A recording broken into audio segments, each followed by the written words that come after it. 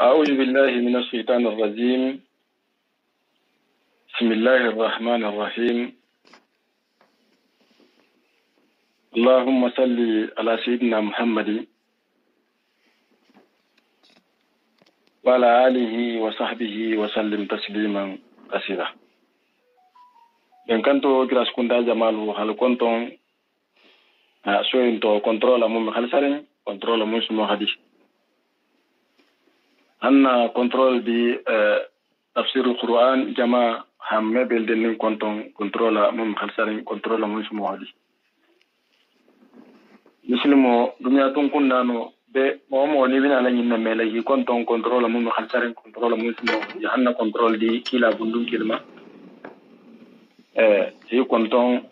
la shirfiya controla hafiyan ko assalamu alaikum wa rahmatullahi ta'ala wa barakatuh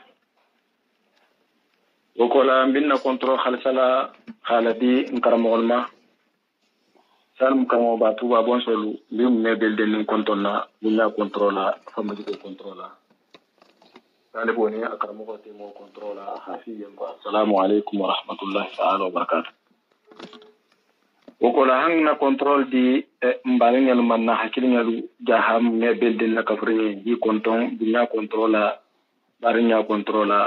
hafiyan ko assalamu alaikum wa rahmatullahi ta'ala wa barakatuh na control mbaldila muslimo bema momo nishinanna wala hada nyinna me bi ala nesini ndi kontonna anna control dina halifa ba ma mbe masurba ha konton kabirum futa tuba dunya controla famaji ko controla ha dingel konton ha mamaringal konton ha turmutor konton agra kunda be kontal control kono afa be ko assalamu alaikum rahmatullahi ta'ala wa barakatuh barangalu ukola safa ko me alhalo nyaminna benna ke moho الشيخ أستاذ كنجرا جراسي المفسر الخبير نبي تفسير القرآن ومن كان جا نجينا لهنا ولا دالا جوكي سورة النحل آية كمي آية فلا نقول لنا النبي بارين إن شاء الله تعالى التوفيق من الله عز وجل السلام عليكم لتوفيق من نابلو asin ben sabama ngal qur'an en nakimma bendi akolla hajaro kono kisho kono tango kono jabo kono ala kana kubula ato monsa ken nakaramo ho manyin na banno kila fam ko mona barko baringa na hanje jambi wurayen na bende jertumon asalon kunna kunyal joti ana kaadatina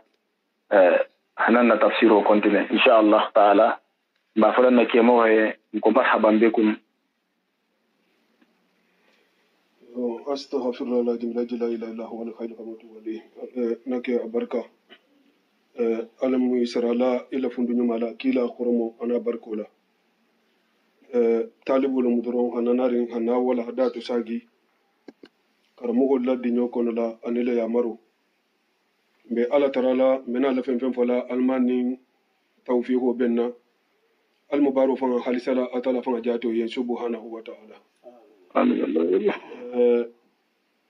حكيت بالعربي كم بافلا بينكم السلام عليكم ورحمة الله وبركاته. بسم الله الرحمن الرحيم. اللهم صل على سيدنا محمد وعلى آله وصحبه وسلم. الذي لا إله إلا هو الحي القيوم وأتوب إليه. اللهم ربنا آمنا بما أنزلت واتبعنا رسولا فاكتبنا مع الشاهدين. ويته الله ويعلمكم الله والله بكل شيء عليم. لا إله إلا الله فاستجب لنا. لا إله إلا الله لا تزيغ قلوبنا. لا إله إلا الله حتى تطهر روحنا. بأخي أنزلنا وبأخي نزل مع محمد وما كان محمد وآمنوا بما نزل على محمد. محمد رسول الله صلى الله عليه وسلم. اللهم إنك عفو وتحب العفو فاعف عنا يا ربي. أو تنغي مرونو بالله يا الله يا من الشيطان gile seytani yowo yowo yemma ma gile seytani dabara bore ma الرجيم girawara fogani malangai fogani malatu fogani Allah ne madin granda mansudo بسم الله hala irkabu fiha bismillah munjiriha mursiha الرحمن قل أدعوا الله أو أدعوا الرحمن الرحيم إنه من سليمان وإنه بسم الله الرحمن الرحيم. نعم. سورة النحل آية كما آية فلان بقولنا النبي ولقد نعلم yo Allah bangandi tala hadali akaki kali alaman sayala atala hadali akaki kali alaman sayala kata hallondo kele a hallondo alalondo sawata imale أنهم hafa kuma kangolu hafa ko kuma يقولون ibakan hanyin nafo ifamma ibakan hanyin nafo ifamma إنما يؤلمه بشر ko diwo ko fatte ma dole be kila karan kan alabange nyinna haba ko waka yobe na kan ama iman son wo mume ko fatte ma do wole ba kan ha karan nyinna wole ba kan ha karan ajin fimfim fulaten ko fatte ma dole ba kan ha karan alabange nyinna. نام لسان الذي bari ibe mo mu maka ba karan kan ala wala kan يلهدون إليه ibe mun maten ko libe kila karan kan ala أعجمي mu wonde kan fo lalata wo man karabuti وهذا argano nyindum لسان kanne muindi عربي munna tarabu kan ala مبين mun matto nyani fan nyaden ken ba wodi se keno nyaade mo ko mun iteluko ko mo ko mun be kila karan kanyin na sallallahu alaihi wa alihi wa sallam ko wo mo ko dole ba karan kan ala wo mo ko wo fanga manke arabuti itelibe mun ma ka be kila karan kanyin na wo mo ko manke arabuti wo mo ko nasara le mu numolu tumu atumbe kaba dala ase baraji bari ba wase tawreta karan ase linjila karan jannin kila be kila yala sallallahu alaihi wa sallama asa tululu min nele kenen na be karan na kila se dunga kan kenen alla ase dino nyasifa kila kulumala afasa don nyimbe ta hakan bulu jaman kan ila dino tobi wotumo woto wo me arabu kan afanga fono anata abi makka bar kumo nyin hanyin fo nya siamanma alqur'ano kono da atala hadali akallahu najjalnahu ala ba'dil ajamiyina fa qarra'ahu alaihim ma kanu bihi mu'minina min alqur'ano tunjigita nation kutalama mum manke arabu kan fo la fangati inte sonnama imeso isiba itelibe mun ma ko abe kila le lonkan nyinna wo manke arabuti arano nyindum arabu kan aleti mun be fasuko yarin abe ge yarin wonata khayita hafoki khamun fo to nyante woto alqur'ano ha kuma siaman fo alqur'ano ma mun manke sawabati kuma siaman fo alqur'ano ma mun manke sawabati iteliko ko mun be kila la lonna nyinna sallallahu alaihi wa alihi wa sallam mun be ala lonna nyin kuma kan nyinna akuwo mu nasara lati nyin mo ko ka to siaman fo ato dul ko qayini lum dul ko jabura lum bari ke nyimmu nu molati nu molumu ase fandale ke makkanu atunce tawreta karan ila kangala Allah kila se dunga kan asalame fase afundo suma tawreta ibaro lula fenna mun tambita annabe me dolu kan dannin abena la dunnata to haka halun kumi na banya ina tani bangama iko ko wani be kila karan kan yinna sallallahu alaihi wasallam sallallahu alaihi wasallam bari hala bangale kan hala banga kan in ikrama tabunu abu jahali radiyallahu anhu wo kabrin ababa fanga balurin amundin shobita kila male sallallahu alaihi wasallam hafa kase to nyale bangi alundo awulita ata baba ya aka baba yen kanti ifa hamuri ababa ko kumunto akoka bata kila la bangele me kisini nemo bama ira femfem fo kama kilinu ya jama iko ko to nyata na bangela mo ka tara kan ne mo fo hal ko jahadi nyawunya anene mo bangi iko ko don kilila la mo ka ta don kilila la don ne ko kila la haran kan inte don kilila iko ko kumfe kuma la mo bari mo me kuma ni kumfe hambe fo kabi kun mandaran ke adun fo kan akadin yen akadin man hakilo hado ko jawke kawi telu abudu samsolu itel numbani khasimul mufadi malati moko numman so boti ya man so boy fananya nin don na boti ya don na so boy fananya nin jadi sigilala boti ya sigilala so boy fananya nin to ko ma boti ya to la ma so boy fananya ko bar ko bani hasimul safina kan be mo bata boy telia ko fe man boy telia ti man so ma tena la so nama baro hiban mo ma parce que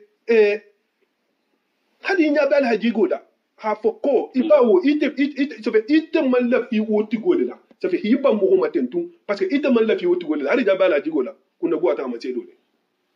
Allahu akbar masha Allah sufi ke ba dole tumbe gudo kono da Umar ibn Abdul Ajiji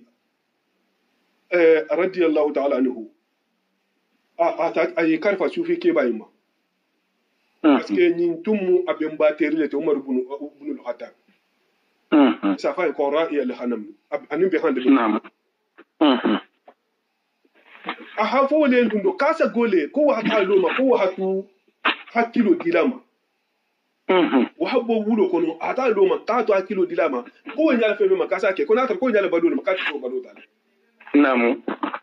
kayen ko atman la fi tahala loma ta habbalu nyinje alhamdulillah ko ta ko sa a ta la wulo kono ji ha ta la wulo kono ji akabi kuma kilin na falaye to nyamu ala hajiga mo la fem fili ringleti asa ta dulalo to na haji jammenna to nyamu ala hajiga mo wala fem fili ringleti na haji jamla sa ta don ne satano na ma ko inna ha ko bande inna ka ko la namu kunna buwa ta mace dole muti Allahu akbar wala haka kabra baba fata nya silan nya mun tun ba tun do to atala ho gudi asunta kida ma namu na ababa fa le hidu akunto to nya la hafa mi ban kila ma to parce que ko to nya ta bulide fadi nya la ke abiban ngam tigi wala hata kanda ababa la kanda wala halagi ababa la ngande to ya wa baba halagi ababa to nya fo hata kanda munna ahilu akon kunto to nya masha Allah ban ko munje ki kakila ko abbe bange mun fola ko mo ko le ala lon kangala ivan gu halon ko kila fo ni me kila ni me kan kile fo o fo mer lam kambe Allah akbar iba tetu ha profu do nyini bawo banna da to ko don tikel iyo Allah waru nese almun kandala innal lajina atala hadali njase de mo mulu la yu'minuna mulu manda mume bi ayati llahi akala la ayu la hafa kafata ta'ala la mo mulu manda wala la yahdihimullahu ala me wul kanda kannan to wudi la isa fe fo ya meme alibrama alimu ne mala ma kisi kuma mo si fale ya meme isu kuma ya meme isu kuma ya meme ite ni seka ite la ka mi tele kamme sa trata la ma te fanga da jila Allah akbar wala huma jabun bari jahace de ya hankata golen bin bahru golen wala bin mara liyen altala batala alimu musu mu hodi min dimin innama yaftari al-kadhiba di hakum da mita kuma mun kan ha ilafo alkila yin innama anta muftarun ha kita kila mutun ya bangelalati har ni tel ma fo nya adala bolo ma au no wol jabiga إنما يفتر الذين إنما يفتر الكذب إنما يفتر الكذب كود مولى سفن يا تجا كون في نعم حكومة إفتاروا مفن يا مولى مانتي حكومة فتنتم لا تيرين تالا منا تيجيلون هوفو إذا هم كو إفتار إنما يفتر الكذب مولى سفن يا بوتك الذين مولى لا يؤمنون مول من لا مومي بآيات الله لا لا لا wani sefa na butege ni mun ngalo kibe tinyin kali kuma kan male ime fa na tega ala la so wala kila wa ulaika mu kutu jahudun kolu humul kajibuna wani mu fanya folati o mu mun man la alala wani mu fanya folati ya kila yin ka sallallahu alaihi wa sallama kuni mu'mino ti jito ya akiyo kasi jito ya le ika kuni mu'mino se sunya roke kasi sunya roke misil mo se sunya roke kasi sunya roke akuni mu'mino fanya fa kame fanya fa na si jampa ka kame oke مؤمن تقول دوت الله أكبر الله أكبر كنت فيلو أسميسين مبلغ سنة رولا كونكو أسميسين مبلغ سنة رولا برني هم دايتو نافي كيباني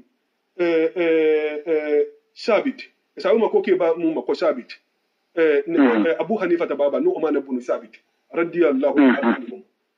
كيبا abe bola la wuta hamo dole la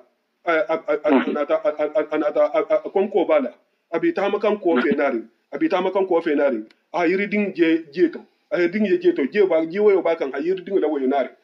a je nari dula jan halo ko yiridin le minti a pilan ka yiridin man ne ga hala to a ha dum a fa kilin dum tameno ko ran konko a kono a nugo a funo ma jigeta jame a kilin ta ka hala lan tayinti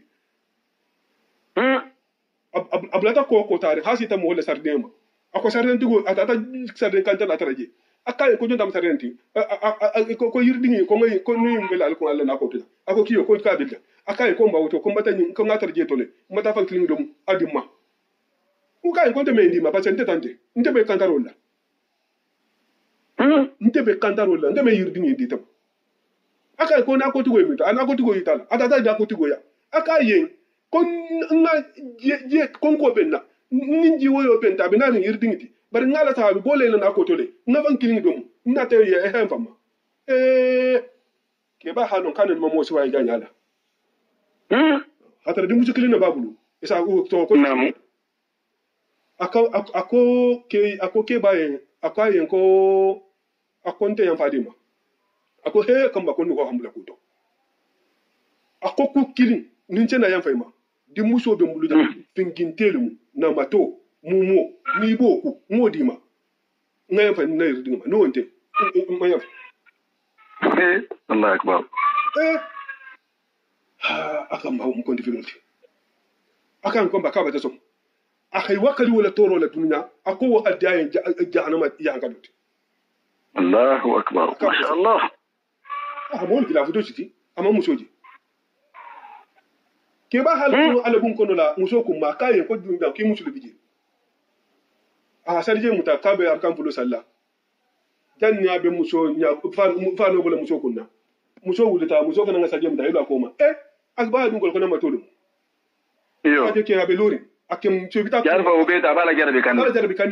muso ke milora koma Allahu akbar kuran salla da men na salamu alaikum da ko muso yin akita nte da kaye ko munto akiba ba ko nyen ko di muso mbabulu ko fingintelu ko na matolu ko mu modum kito dum be lori nya kendo kiblo kendo kiki anyi ako kiyo mba be mu makona matolu mun te konte meta mana namu tigi akabe mu ko fingintelu mun te konte me haramu la sa konte me mu ma ko mo leme Allah ko mu mo mun te konte me fanya alfo kibawo dini wala keta Abu Hanifa tate atal fo keta majhabu karmo wati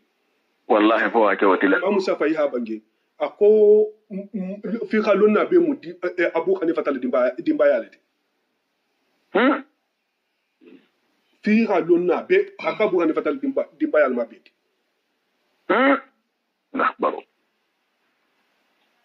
faminya fanya ndike setide tanda wallahi الله أكبر أولئك هذا دين كندو فنا دوهايتا خلالو دوهايتا والله الله سلامة دوهايتا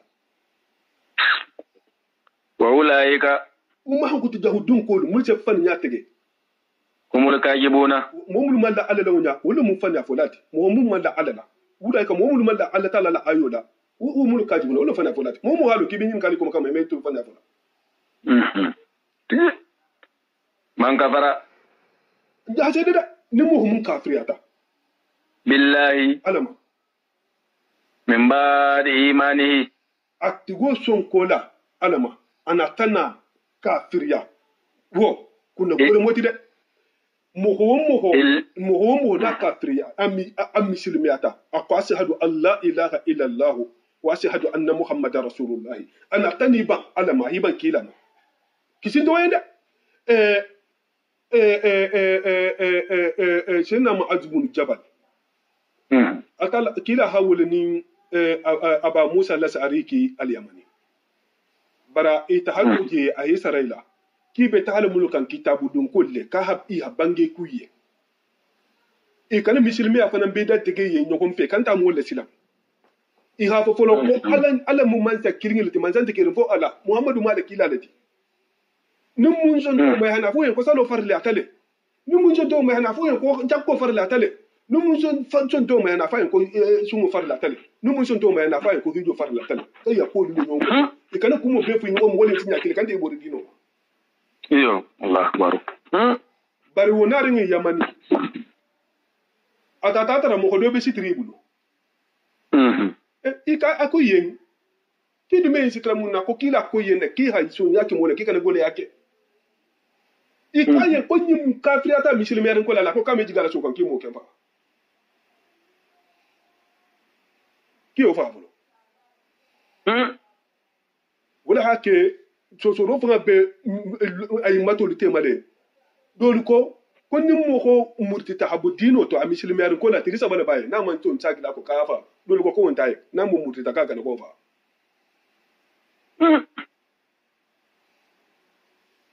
Allah akbar illa man fumu hode muhimmin ukriha inatana forose aha kafiri wa qalbuhu atara sondome aba fula to mina sondome mutma'innun be sabatir bil imani imani akumola ayo nyinna ta jonna kuto wolu ko sena amar tibun yasir imamu amar ibn yasir radiyallahu ta'ala anhu wolu mo ho woro wulo lo kono la mo woro lo mo folo dun ta misilmi ayinto amar ana baba yasir ana na sumayya ani shuhaib ani bilal ani khabab ana abubakar siddiq yayil be kadru hayil be ya hankata kadale ne aje sena abubakar la ya hankato simbo mambunya wo khabilo da bunya la akidabiwa namu habila ko ni mukubalati kafiru lu emesilan abele ko ma nje kilo mun nabi mo memo tuje albe si tuje iko mole ko sena so ebula mola mo fay ko law la rahataka la arju manaka ni khabilo tan ko ci kur la mo fam iyo wallahi sena amar bin yasir iwulita itagata anana baba tara anate fanga itara sigiri kani mutahi ya hankata kafafaha hanafaha ihanato sogon afanga kulumala hana ne botato Allahu akbar afate ma fante kera baja halima jamenso wulum kumo la fere ababa bidindin juloba kanna ya julo do afana kanna ka ha fa kabata kafira kilama abinyalim fem fem kilama ya abedu da habe fo habula sai bo dolu hatara mulu bata ton wodon wol halaw merin wali yiburi ka amar ka kafiriyata ya nana baba afa ya tebula itatafu kila kisi ne mo ba maka amar kafirata akai Allahu alaihi wasallam kafiriya ka mare bol jantu mu'mina hata ka ton me fare liman yalla ka da ko ba ka kun ke ka be be fare liman yalla amar fa na ta kila ya akisirin kola ako kila yin kila kai ko mun biyo ka kan ko kuja ko akan kiya mun ka kan ko ngila so tole akan kibe ibe abdundi da ko mu'mina so ne me nyada kan ko kembe liman yari hafu ko kila limite alamu alalti akan ko kuntila ko ni yumuta tun kya nyonke kan te fa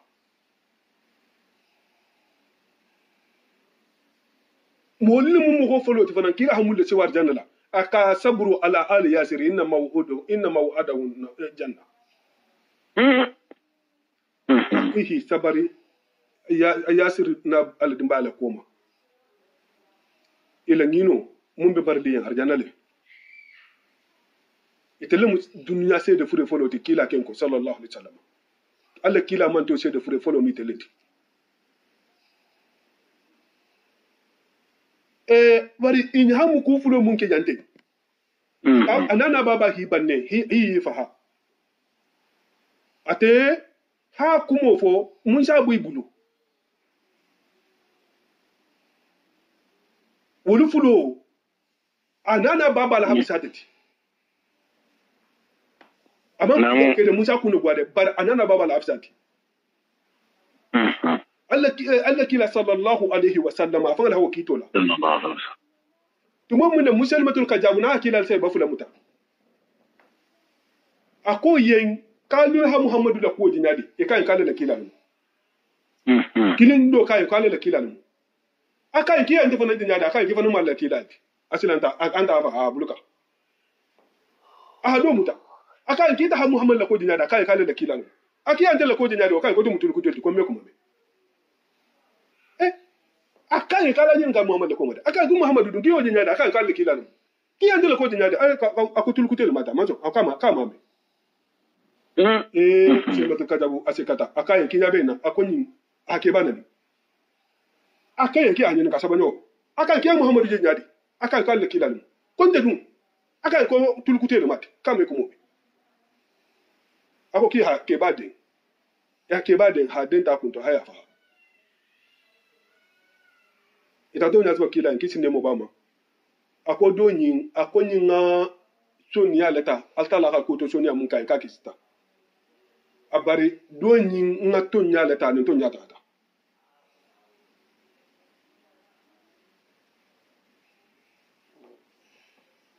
to nya leta ni to nya tata wulu doti awulu ba hafulo la hafsatati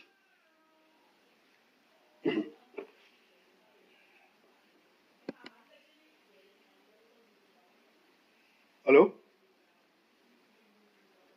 Allô? Allô? نعم. نعم أيوه يا ولكن من برمهم شرها يروى نديرو كتا بالكفر شرح صدرا مهم تيسولا يروى بالكفر كافر على مهم من شون دم بيروى kafir ya baro dun wonta ku alaihim ghadabum atala la ne majam fala bo tugo made ne majam min allah afata tala wala hum ajabun bim bahuru golay wala bo tugo fana nyen azimun ngabu allah akbar jalika abu sotala munna bi annahum bawitelu istahabbu alhayata ad-dunya ngarinte ya ni mun kun to hasutu hayne kanu alal akhirati aljamu ma mun bitula wa anna allaha jajade ala taala la yahdi alqawma amemmo ho kanda alkafirina mun ta kafiriti kafiro atalame kanda mume ulaika wa ma hankuti jahudun kolu لأنهم الذين wala mun mo holuti تبع الله ala fan hadda ta hundoke على قلوبهم mun son de mela ha son de meda balan era kumo benya وسمعهم ahi tulolu kuti tonya kumo bema وأبصارهم inyalu pingi tonya silo jema فأولئك ma hankuti jahudun kolu mun nya hasifa yenten هم الغافلون wala mun yina la ta tala la jamo ko wala hadi jamo ثم إن ربك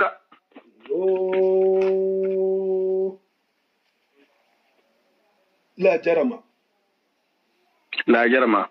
تنيالم ده أنهم هم هولو في الآخرة الجمل مشيني هم الخاسرون ولا مكسر دونتي summa inna rabbaka yo njina la ayo mun kante ninna ta mo ko dula la kula mo ko mulutun so talla kila ma sallallahu alaihi wa sallama girindo na tana ke hatta hamadina itteluna tana to makka imanson tahala ha lanjuro dofo ina tana kila nyinin ka wulule dolula koma sallallahu alaihi wa sallama akowul be jahannama tatole mo ko son ta kila ma ina tana to makka ina tana ila kafirul kan ha misil mo dikele ya kila yin ka wulule ko kito ma akowul be jahannama le Allahu akbar kabiri wo kumo fota mo holiye mulbe madina wolu fata tanna letero sa fe khal takayla badi masutumul mamul be makka ni atre tumbat be sobirin ila misilmi yato ka fo yen ko kila ko la njurunti yen ni mu mangirindi ha fo ni mu mangirindi la njurunte wo yen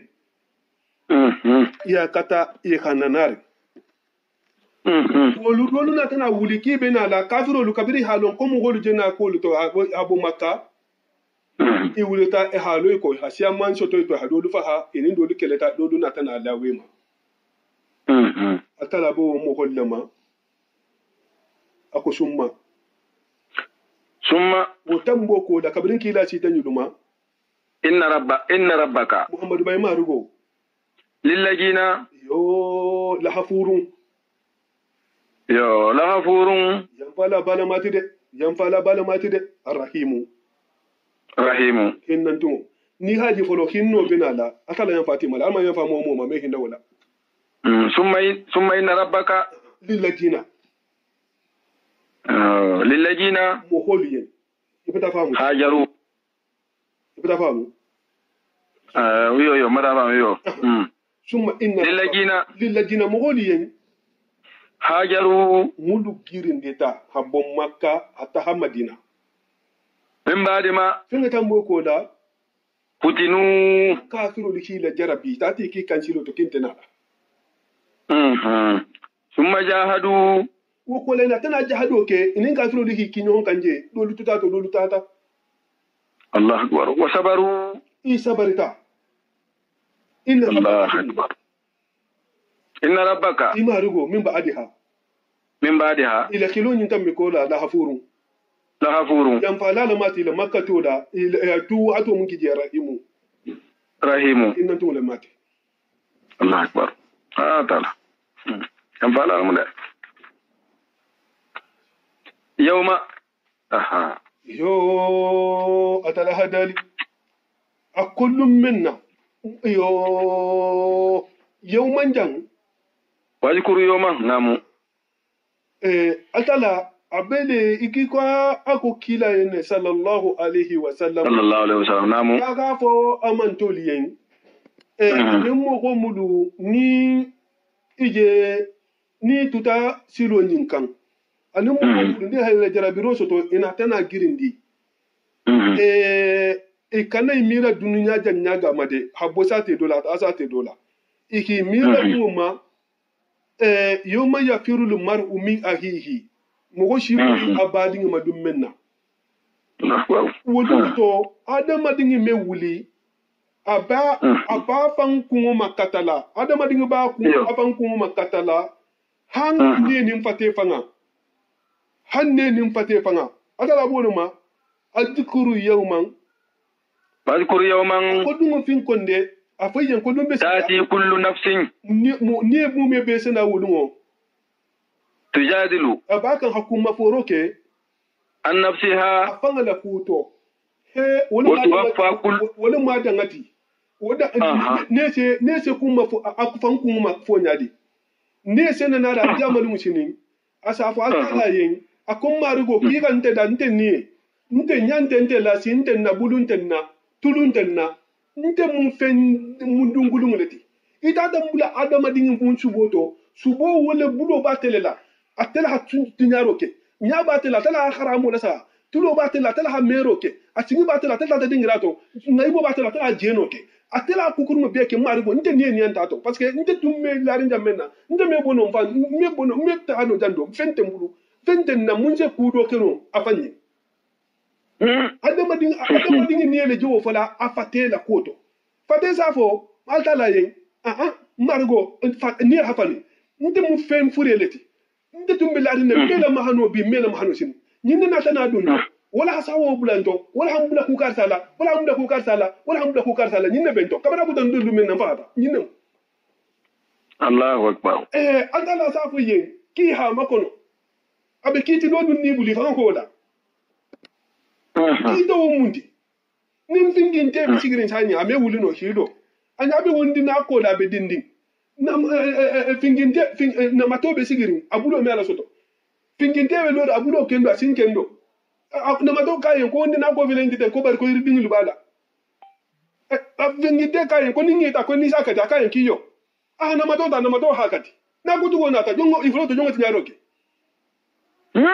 Allahu akbar subhanallah adima awulo gula atamuta Allahu akbar ifro be ginu Allahu akbar adina awulo gula sakati adal ko vingi de bana ka wondi na ko vile ba vingi de mal ko na ko bi yo kito Allah akbar alu be kilin alu den dabaro la de wudumu be de mo hakka ngasira wudumu nya wallahi وتوفى كل نفس no bodala la dala tana ni lama be sara ما فينا عملت أهمنا مبار وهم وهم لا يظلمون وهم توني كلا ودمو هدوك في البارجة وما وميك هفهموا البارجة ما لفنا ميك بريكنا مونتي كيا لا لقوا بيجني وساطة ضرب الله مثلا الله تالي لك أدلا هتالي لك ما كان قولين قرية ساتي دولا ولا مكة ساتي كانت makka tun ketanu aminatan sate maliman yarin baleti sate liman yarin ile mun makkati nin mun nun daja atala fa ko man da hala kana aminan nin mun nun daja liman yale makka atala hada li dingrado to ko li ila fi quraish illa fi rihilata sita'in wa sayf falyabudu rabb hadha albayt laji at'amahum min ju'in wa amanahum min khawf atala ako hurucin gol la dalin ko mundi hurucin gol dalin ko rila ta si to in sinya kilinu mo hawaya si ata hatsan kuntumo wa sayfi nin tilmoto hatta haddo ta sa godumo sta liyamani tilmo ta same hatta ne mo mum beta hanati atala na tana wa fanga be batu bidu hande mo be di telfanga maji ki hitigi la jafal ya abudu rabb hazal bait ki abu intigo batu hawaya si da abula hiban ina tana munke kafirata talama man sai da man allaji at'amahum min ju'in mun yi dani ne hibo da kongo to wa amanahum min khawf ahili man hibo silangato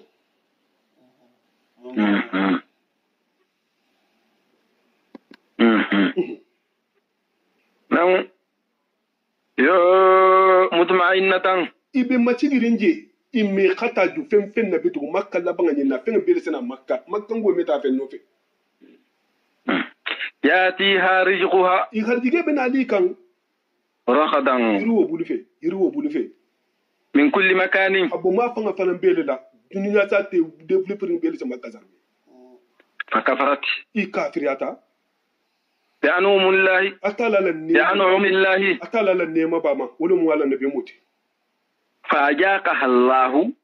كبير ولا كتا على الكيلا يهاي يقول الجاهية كيلا فما بي صلى الله عليه وسلم كيلا حسات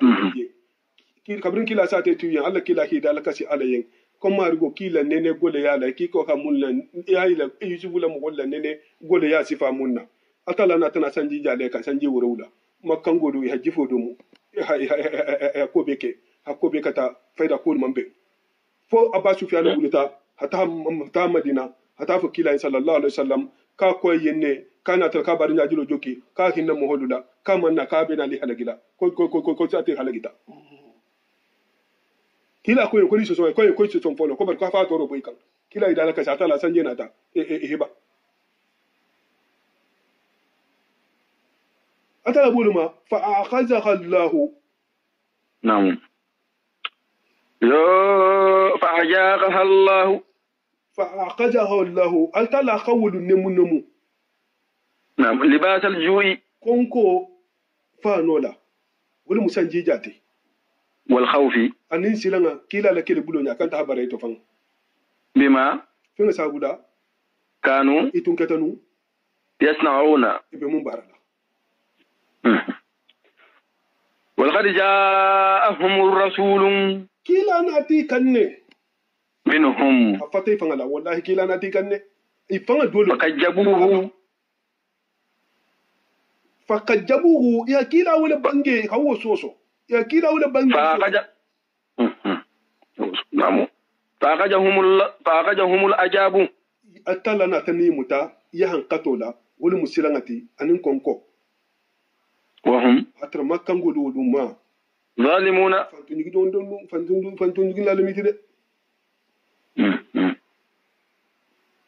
فكلوا ألو دمروك أتر مؤمنولو مما فين دولا رجحكم الله على حمون دالما أتلا حمون دي مهما ميو بيدوم دوني إيش دولو دماتو حلالا أكال حلالوتي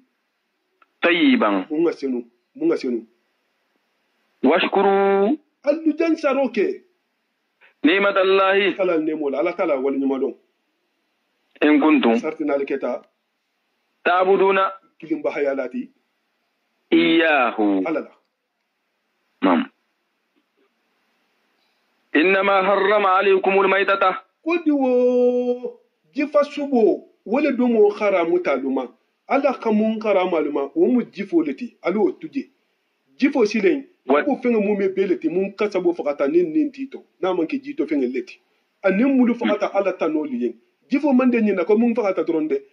man kana tigede hari fen kana tigede ne akana tigata ata no fara mu jibulde tigi waddama yelo fana bonya lo fana kan mutalu male mun bota fen kendo to wala hamal khinziri kumbulun subo fana khara mutalu male fana bonya le ko wama fen fana khara mutalu ma uhilla ihi kan ko to ta mun kana tigatu mo بغير الله تعالى تو تنوي وفنان كرامه المال أهل به إيه كان كنت تمون كان تجتمو لغير الله تعالى تنوي فمن اضطر نمتورو خمون بلا جيفو دومولا غير باخ بل ما لا دنا تنبكان تعالى سرينا سوسو كان ولا عاد ما لا دنا تغون كان فإن الله تعالى هذا الكاتا تعالى غفور ينفعل الماتي رحيم إن الدو أو جنسمو وكون دفلي منا أتلا كو ينفعل الماتي كو هننتو أما فلو كو حكين تاتو دي كو ينفعل الماتي ولا حكي كرمو لولو سافو كو ممبن تمو كوما نين كون تورو كي بولا جيفو دومولا إني لا كانتتا كسابو إبولو دومولا إنتا دومولا هيفالا تبودي إني كسابو إني لا كانتو كسابو إبولو دومولا كدنو أتلا نياتي لنيا كما ako yan fa lalu mata ba fa kakin da to ko yan fa lalu mati ne mata mu bula to yan fa kan ta ba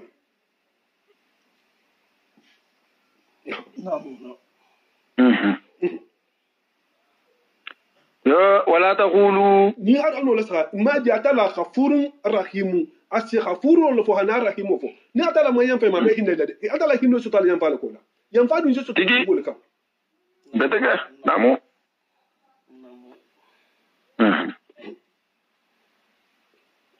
ولا تقولوا alu kana kuma de alu kana fem fo لما kuma kan Allah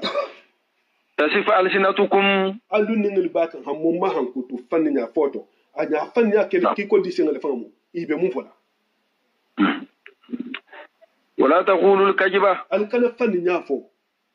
لما inna تصف ألسنتكم ningel bakan hammo ma hankutu aliye حاجة حلال خفندو متاتن كوني مو خلالو لتي وحاجة حرام كوني مو حرام لتي الما جه كتابو اما ما النبي ما فادي لتفتروا فاچ فنيا بوتege ha dembendia على الله لتفتروا الكذبة فاچ فنيا بوتege ha dembendia على الله atala إن الذين atala hadali akumu homulu يفترون الكذب mun be fanya bute gala hal dembendiya على الله altala la لا يفلحون won me ganye de kisin to len سبحان الله متاع kun wo fano la da hamo be da hamulumu قليل mun ga dogo balo ka sabulumu ولهم عذاب nin fanya fo la fa kata ya hankatal be maralin ayen altala batala أليم mun ci mu ko dimi الله أكبر الله أكبر وعلى الذين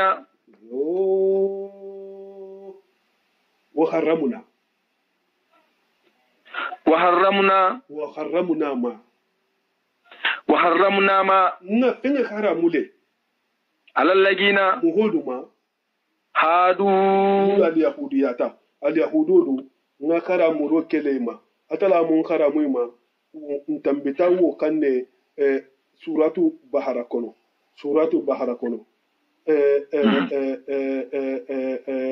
wo mundi atala hadali jammen na hafo ka subo domol fanga karamema fo munya hambita kudola ani mun bota nya kodo nu woni subo domo fanga karamule bani shirala ngolo ma illa junubo sabula abolu ma kunna fanga karamule ima nga munya sifa yennu nga fenga kharamule mogono mule le yahudiyata finja mamuti khasasina alayka nga mun fo yemin qablu janni bbc la atala la dalu kama ala alladhina qadu haramna kullu jufrin ila akhir al-aya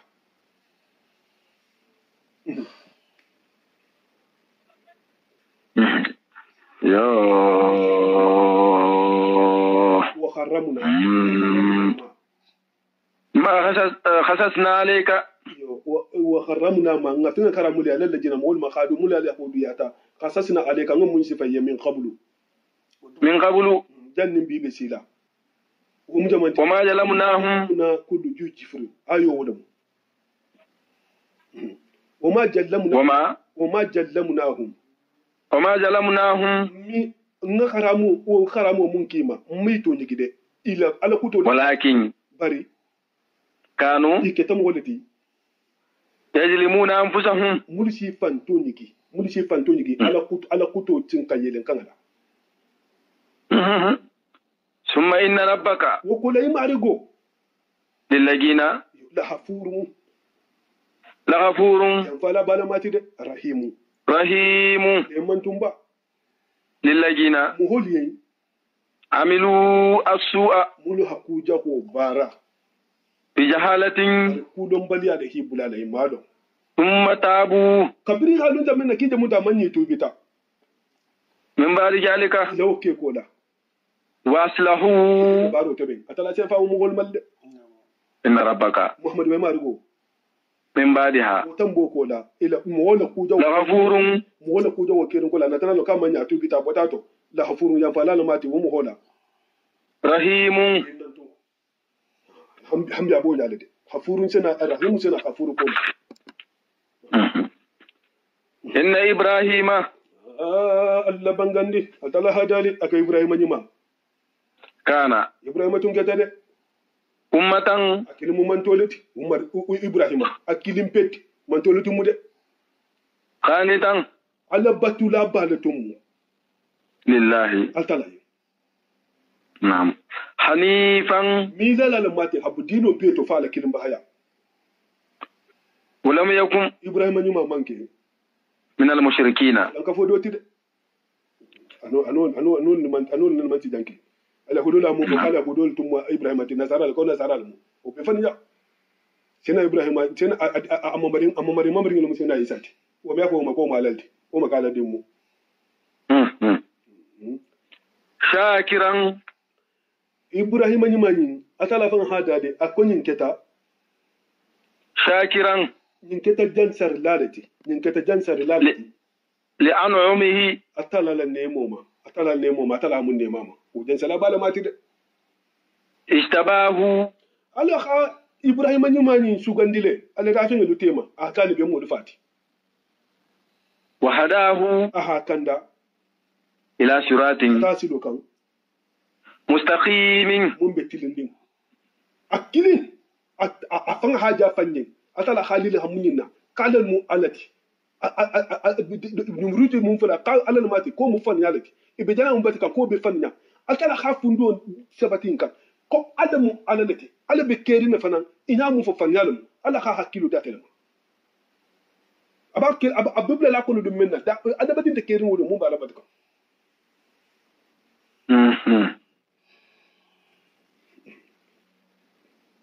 نعم وآتيناه ناسو دي إبراهيم نيما ناسو في الدنيا دنيا حسنة تكون نيما اليهود لو حسن وإنه اليهود ساجي نصارى ساجي مسلم ساجي دينا تيجي اليهود لو مانسون كيلاما إمانسون سينا إساما نصارى المانسون كيلاما إمانسون سينا موسى ما برسنا إبراهيم إبي سون توما دي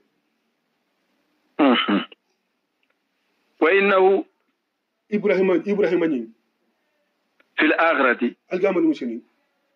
لمن الصالحين أبي مو نيما لكم ولكن الفال سابو كإبراهيم نيما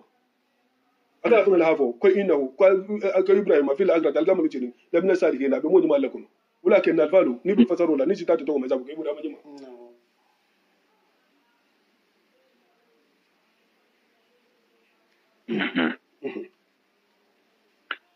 وإنه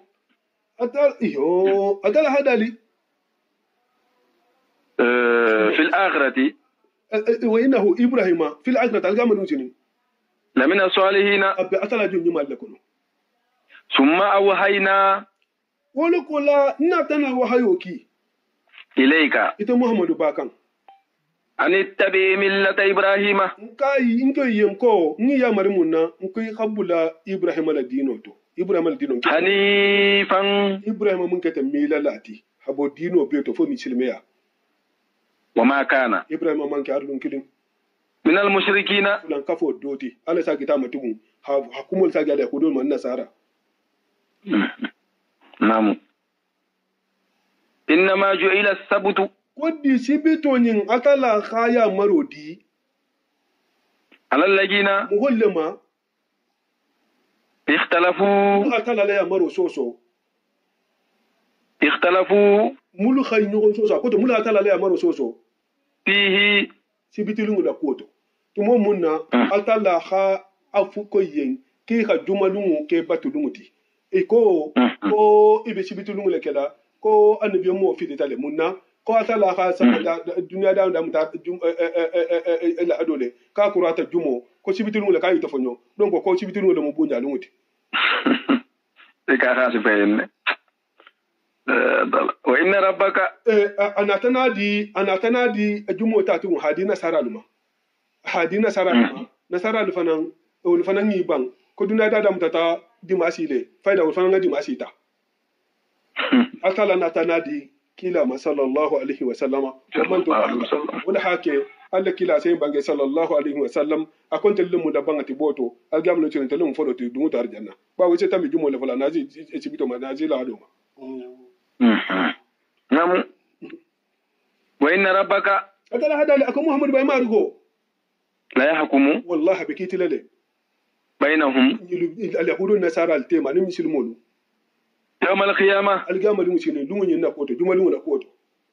فيما فين نكوتو كايدو تون كتا دنيا نو يو يختلفون ibinyogon soso mun kela فيه jumalum makoto dole bi so ko sibito dole so ko di masilum نعم ولو nja sedada muhammad ba mo wolu makili إلى سبيل ربك imargo la dino بالحكمة bari hake kudon la ikana ke fannade akke kudo نعم والموعظة annin kawando الحسنة mun nganyima mo wosi mo mo mudari ale نعم وجادلهم Allah kila sallallahu alaihi wa sallama aka mo holu ma mudari amu amo konti mum ma mudari haladun dino to am o konti man dum fangala dino to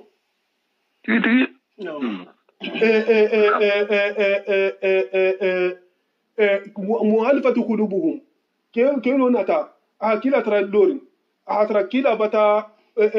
hazwan wal atra abata bulfin bela muta bari ba fen gole ba ta hamola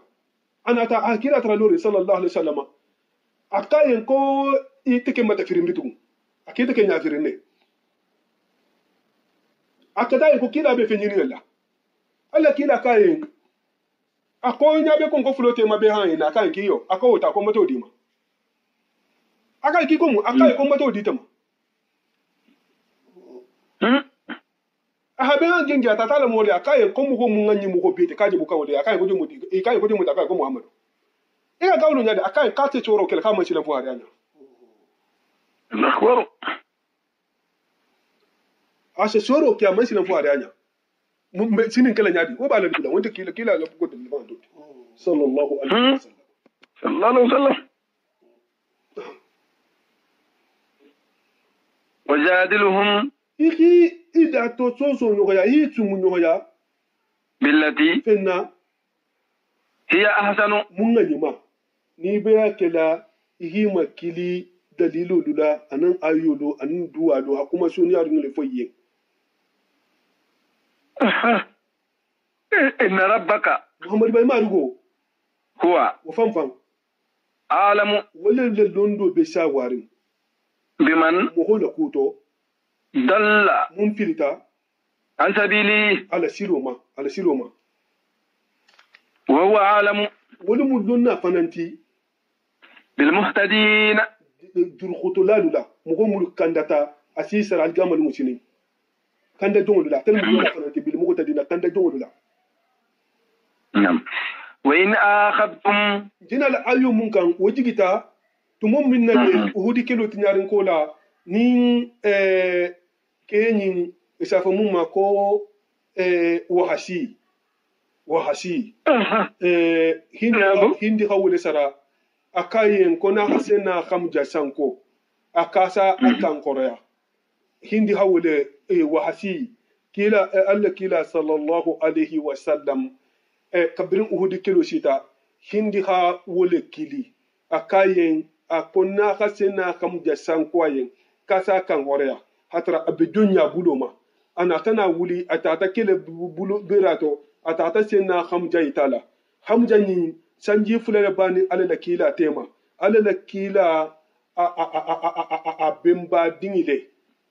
bemba dingile mu abudul mutallabi dingile mu hamja nyindi anin kila baba mu fa kilinati baratanin kila mu generation kilinati sam asa kila ti samfula ifulo fana mun na hakilinati shusuroto musikilin yi fulo shusule atele fana mun bani qasimo foloti sena ali ko la mun son takila sallallahu alaihi wasallam atele mu danno leti asekono bun leke kono asekono lebu kele fatin tigi badum tamba fayida ba mo tegelandi ba ala ko gola ta la kila ma betege sallallahu alaihi wasallam kila nam kila fana gola ta fana ma betege kabri badri kelo botala hindi na tana nin kenda akuto akomu ma atela mo holu fa kona manke hamja ni sena lileti ana tana fu bitu komba woto ko wahasi hakata kaka sena hamja sankwai wahasi tana wule muta aka sena hamja sanko uhudi kelo kono aka sokotambola asisoto sena hamja boyiringo ana tana munke atata fu hindiye ko sena hamja bata boy ka bata soho atata tara sena hamja be belerin abatambo ba asisoto hindi kaye ka asiso la faraka haji so labo e ka asiso la faraka haji so labo akaba haji so nyimila mala kununno aka nga fateje si jangu jantege no haje betege makbo alla kila na ta ha fandisa wanteje lari bata matege ntege bata ko kase kafiro mo ko bisi worula akasa be fate matege ntege ahi kan atalala akin hamun ke afandi nate kasi kafiro mo ko bi worula kasi be matege ntege kayi mutaki tulo tege hike ya tege akobe kela makbo bari altala mum man sa tilin ningileti mun atala masidan hada tala jongo be matel la jonti ko kila yo ko ntekela ni lamare munna tasara ken daga talako bar ni bi tasara la mo kila ba sara la wulto ko fana mun kasabo kifande ne bo kasabo kala ni sabarta no wala hanyuma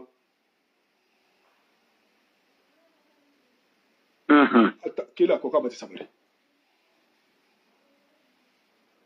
ولا كاتلا جموتي على دم نعم نودي ولا موتي باي بات اللي كوكيلو لا علي بيتك ايوه والله وإن عاقبتم أكل أبونا ما أكون على بالي تاس على بالي جوكو بلا فآخبوا على جوكو بورو كي بمثل ما كن سيفالي لا أوخبتم به به هي حنكاد سيفا مولا لكم البول كليلا ولئن صبرتم برنالي صبرت على تاتا ينفع ما التاسرا لهو وفنفن خير حفصا للصابرين صبر لا بي مو ne ku jawki la niya fata wala bara jawabu tazarati نعم واصبر isabari وما صبرك kudi me sabaro ke إلا بالله fatala ila sabaro fatana lalla a cikatul bananye ولا تهجن muhammadu bai kana sudu عليهم kafiro lu mahafuki man son ima ولا تكن ikana kede في دير siti to مما fengala kuto يمكرون ibe mun dabar siti lima o fanan tuje o tun nite wayin yurido إن الله kole ay suratu ali imran kono da ko yurido ay yagda uka fa inna khasibuka allah ni ko kidi ta fala la sije yal dala ci wasa akai suratu bahara kono ko wallahu ya asimuka minan nas إن الله akala hadal kata kala de maro مع الذين mo holle fe اتقوا mulu silantanya والذين anu mo homulu هم o fanfan محسنون mulketa mugo nyimalti mulise atala bato ke ki ya martala nyamele ci sabari nin ko jawo yiso ke ya bafana nin mo ko nin mo ngito nyigi sadaqa allah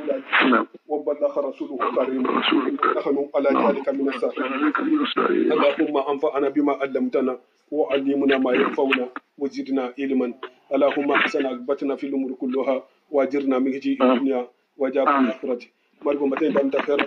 alma kala ngal ban khairu kono kila khurumuna bana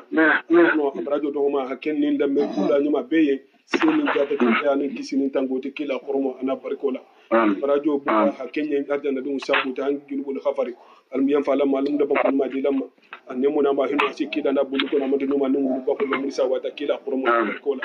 mudu baloro mudu ko na hol sima ya himenya hamme ko ya rabbi hakken nin bonso den kandati nin kila man to mo belate nin ya rabbi be duwa nan sanal ni hajo be jara la kila khurumu na barkola misil me dimo nabi mun nanu be hajo jara na ta ko hero to silan ko masi bo fe na dum be kisila mun na tangala kila khurumu na barkola alkan ko sa ya rabbi mu te ben kam na jahanga ya to al mun keli ñom fa am la tarano khurumu na barkola karambatu na barkola kila na bunu ko khurumu na barkola jafur wal jaal mamul khurumu na barkola موسى سي خرمت خرمت بيات سماري خرمت يا ربي ما جاني خرمت يا ربي صلى الله عليه وسلم تسلم مدول جابلا من هاجرو كلي ناكي سوكا تنغو تاي يابوكي وكنا شي شوني يقول مارك الما شوني على وكنا شي دغو يقول كنا كوتي لكي لا هم نبا درم على ميلا مارك سوسا كان لك على من كلام لا دي خم حاجه بار لا تعالى يا الله يا جل الكرام اللهم صل على سيدنا محمد صلاه تنجينا بها من جميع الاحوال والافات تعالي لنا بها جميع الحاجات تهرنا بها جميع السيئات وتحفظنا بأنك عنا بها وتبلغنا بها أنصار الحياة من جميع الخيرات في الحياة والأموات برحمتك يا أرحم الراحمين يا رب العالمين سبحان ربك رب العزة عما يصفون والسلام على المرسلين والحمد لله رب العالمين يا ذا الجلال والإكرام السلام عليكم وعليكم السلام ورحمة الله